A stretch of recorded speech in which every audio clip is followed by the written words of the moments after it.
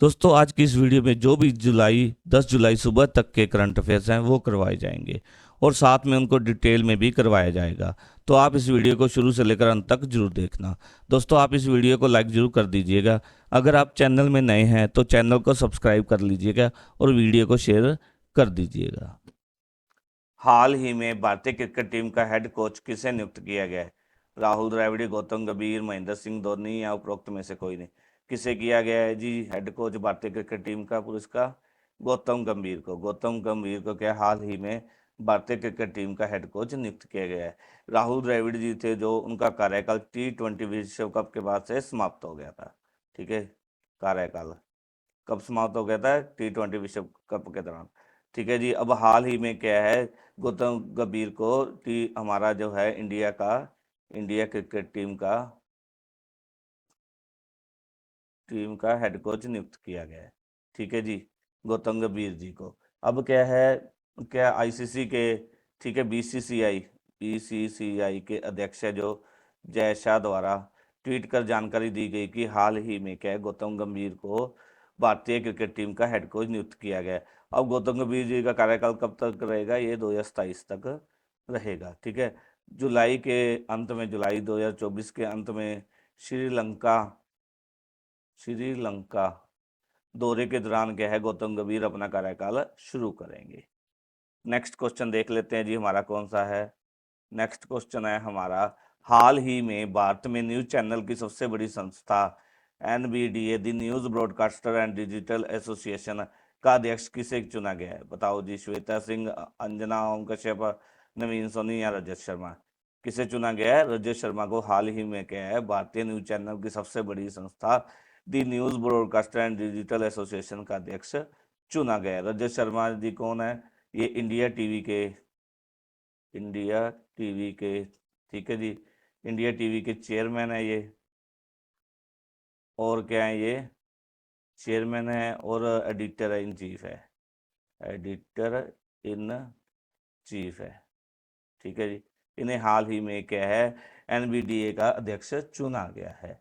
ठीक है, NBDA है कौन? ये है समाचार प्रसारकों का, ठीक है जी, ये समाचार प्रसारकों का सबसे बड़ा संगठन है। ठीक है जी। NBDA को संबोधित करते हुए जो रजत शर्मा जी है उनके द्वारा बताया गया कि हमारे समाचार प्रसारकों के सामने आने वाली महत्वपूर्ण चुनौतियों पर इनके द्वारा टिप्पणी की गई, रजत शर्मा जी के द्वारा।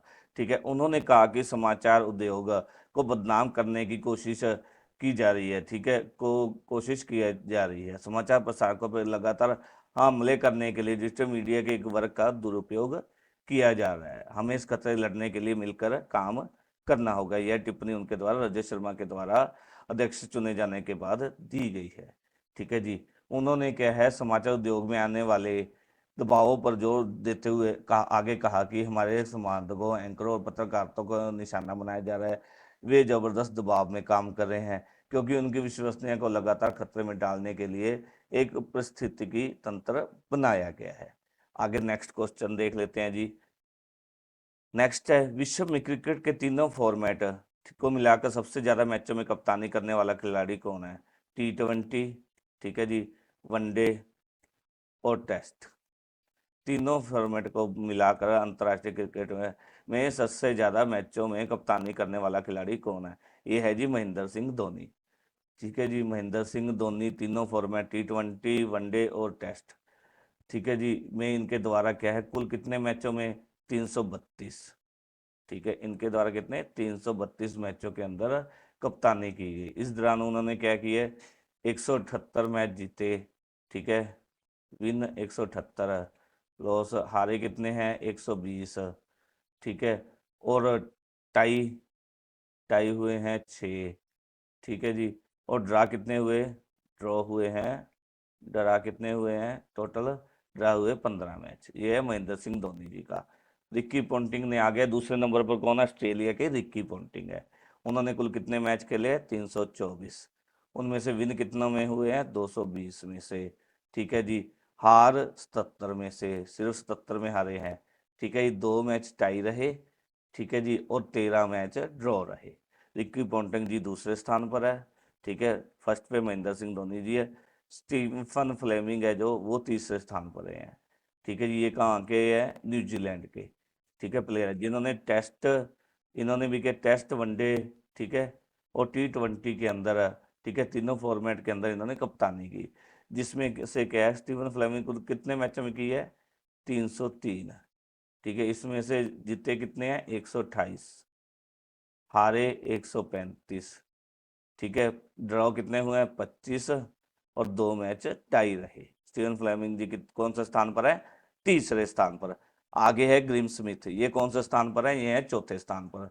ठीक है, इन्होंने कुल कितने मैचों में कप्तानी की है? ग्रिम स्मिथ ने 286, तीनों फॉर्मेट के अंदर। ठीक है, इसमें से जीत कितने में की है? 163, 89 में हारे हैं। ठीक है, स्टीफन फ्लेमिंग के बाद किसका नाम आया है? Graeme Smith.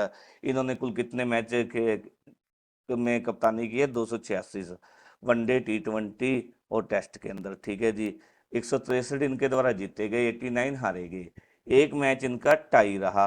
ठीक है, और 27 मैच ड्रॉ रहे। ठीक है, ये ग्रीन स्मिथ का।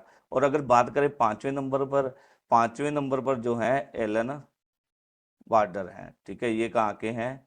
ये भी ऑस्ट्रेलिया के हैं। ठीक है, इनके समय में क्या है? T20 मैच नहीं खेले जाते थे। ठीक है, केवल वनडे और टेस्ट के अंदर इन्होंने कितने मैचों में कप्तानी की? 271, इसमें से 139 जीते हैं, 89 में हार मिली। ठीक है, 2 मैच टाई रहे। ठीक है, और इनके द्वारा 38 मैचों में ड्रा हुए इनके दौरान।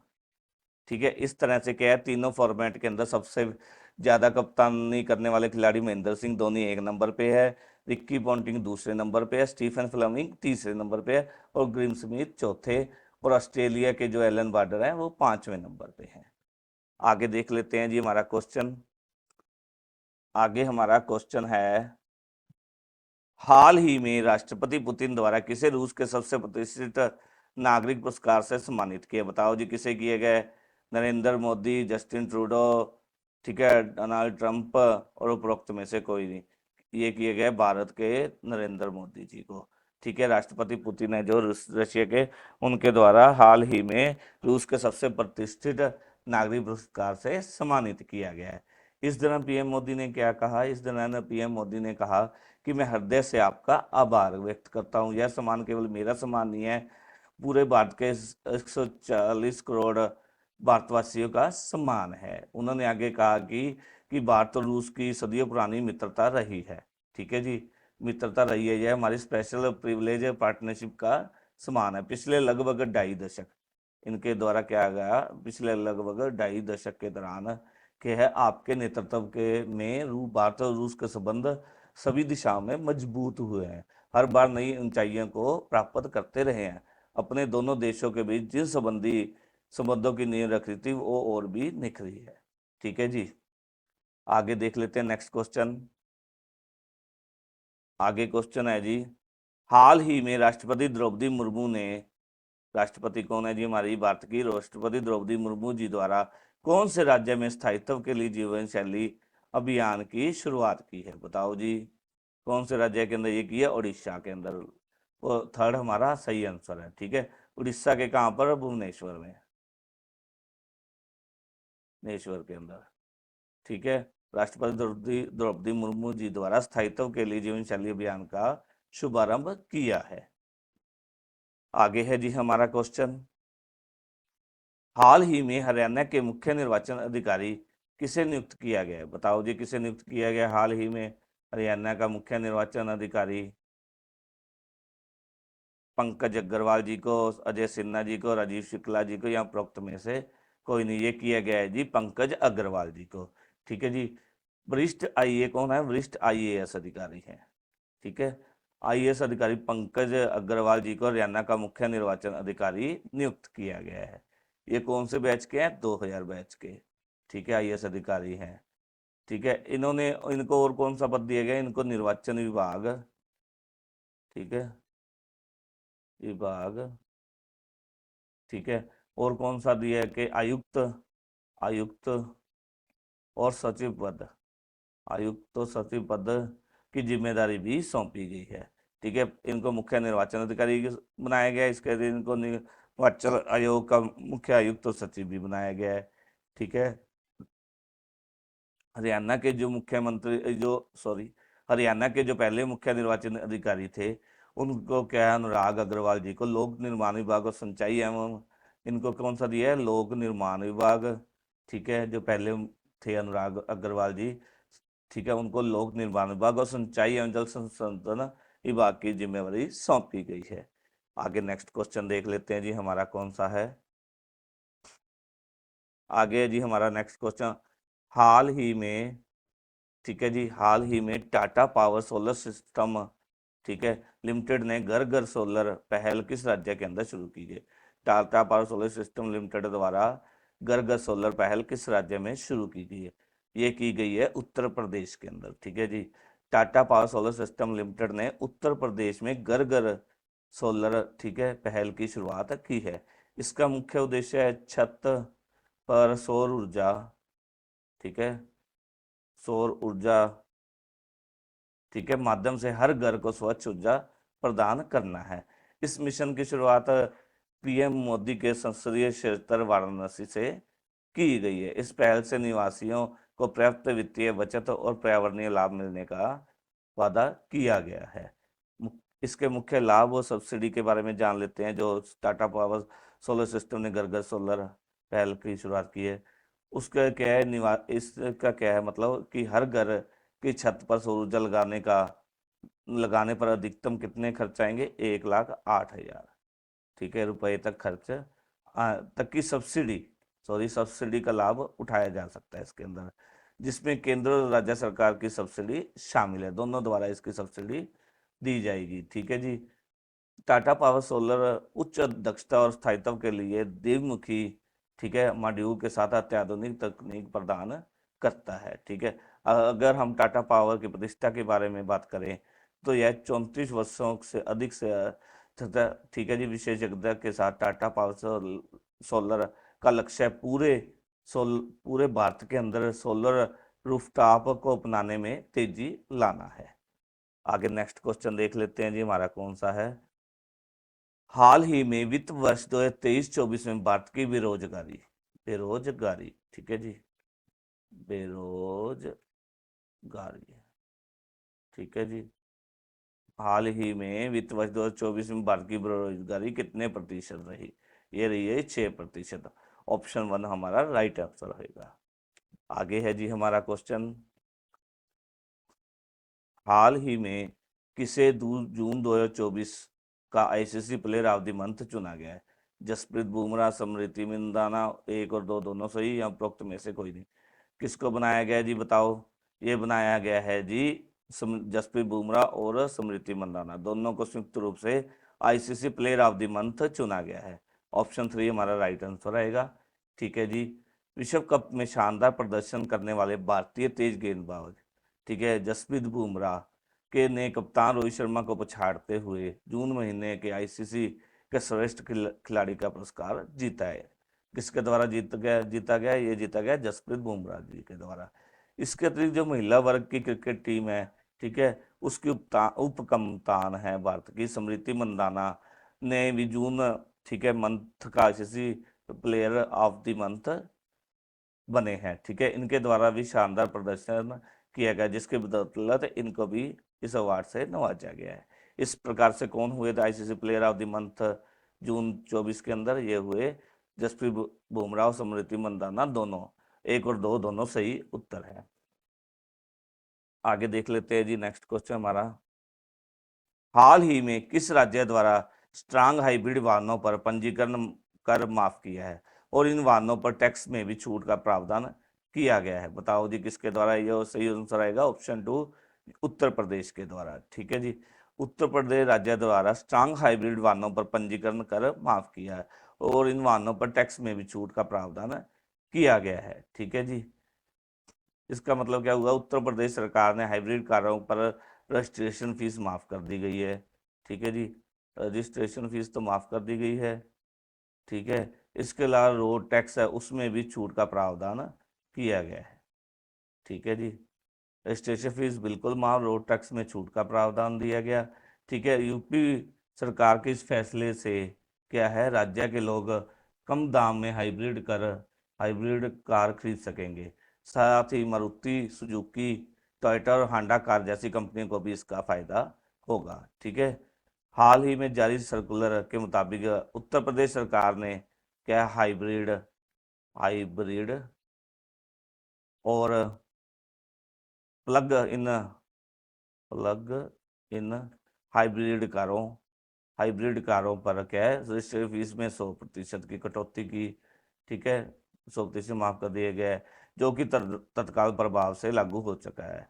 तथा उत्तर प्रदेश सरकार के द्वारा टैक्स के अंदर भी छूट दी गई है। 10 लाख रुपए से कम कीमत के 4 व्हीलर्स पर 8%। ठीक है, इससे पहले का चार्ज करती है 8%, और 10 लाख से ऊपर वाली वाहनों पर 10% की 4 पहिया पर टैक्स लिया जाता था। आगे हम महत्वपूर्ण करंट अफेयर्स के बारे में थोड़ा सा जान लेते हैं, जो भी अति महत्वपूर्ण है। संस्कृति मंत्रालय द्वारा प्रोजेक्ट परी शुरू किया गया। किसके द्वारा प्रोजेक्ट परी शुरू किया गया है? ये किया गया है जी संस्कृति मंत्रालय द्वारा। हाल अश्वगंधा पर किसके द्वारा बैन लगाया गया? ये लगाया गया है डेनमार्क के द्वारा। ठीक है। आगे है, रूस ग्रह के उपग्रह के टूटने से अंतरिक्ष यातायात का खतरा बढ़ा है। ठीक है। कौन सा कौन से देश का राष्ट्रपति 24 साल बाद नॉर्थ कोरिया पहुंचा? ये पहुंचे ही रूस के राष्ट्रपति। ठीक है जी।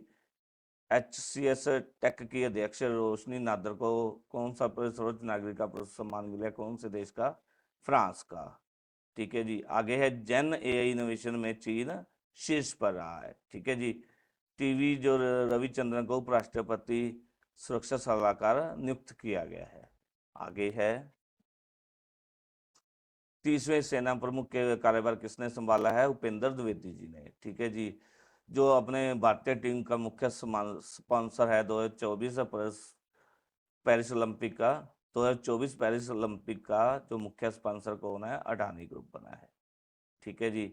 आगे है, यूपी सरकार द्वारा नेपाल सीमा पर मित्र वन स्थापित किया जाएगा। आगे WHO की द्वारा हाल ही में जारी रिपोर्ट के अनुसार बांग्लादेश क्या है? सबसे प्रदूषित शहर है। आगे है, अंतर्राष्ट्रीय खिलौना मेला कहाँ आयोजित किया जाना है? दिल्ली के अंदर। भारत के दिल्ली में अंतर्राष्ट्रीय खिलौना मेला आयोजित किया जाएगा।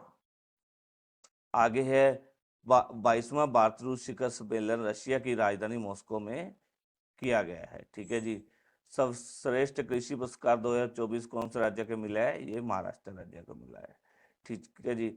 ब्रिटिश ग्रैंड प्रिक्स 2024 में हाल ही में लुइस हैमिल्टन ने जीत दर्ज की है। आगे, पुरुष एशियन बिल्डर्स चैंपियनशिप 2024 का खिताब किसने जीता है? वो जीता है ध्रुव सितवाला जी द्वारा। वैश्विक आर्थिक मंच के वैश्विक ऊर्जा सूचकांक में भारत कौन सा स्थान पर है? भारत है जी 63वें स्थान पर। ठीक है जी, 63वें स्थान पर है भारत। आगे है जी, अल्पसंख्यक मंत्रालय को हाल ही में हज समिति के लिए नोडल मंत्रालय नामित किया गया है। ठीक है जी। कौन से मानव उपभोग के 16 किटों को किसके द्वारा मंजूरी दी गई है? वो दी गई है सिंगापुर के द्वारा। हाल ही में क्या है, फिल्म निर्माता वसंत कुमार शिव शंकर पादुकोण का निधन हो गया है। अब है जी, AI द्वारा संचालित स्वास्थ्य बीमा उत्पाद एलिवेट किसके द्वारा लॉन्च किया गया? ये लॉन्च किया ICICI लोम्बार्ड के द्वारा। ठीक है जी। भारत के अंदर वर्तमान में कितने राज्य और केंद्र शासित प्रदेश हैं? 28 राज्य और 8 केंद्र शासित प्रदेश हैं। आगे है जी, सबसे अधिक पवन ऊर्जा स्थापित क्षमता के लिए किसको सम्मानित किया गया है? गुजरात को। ठीक है जी। और सोलर स्थापित क्षमता के लिए किसको पहला स्थान मिला है? ये मिला है जी राजस्थान को। 64वीं अंतर्राष्ट्रीय चीनी संसद परिषद की बैठक कहाँ हुई है? दिल्ली के अंदर। ठीक है जी। 18वीं लोकसभा के अध्यक्ष पद के लिए किसे चुना गया है? ओम बिरला जी को चुना गया है।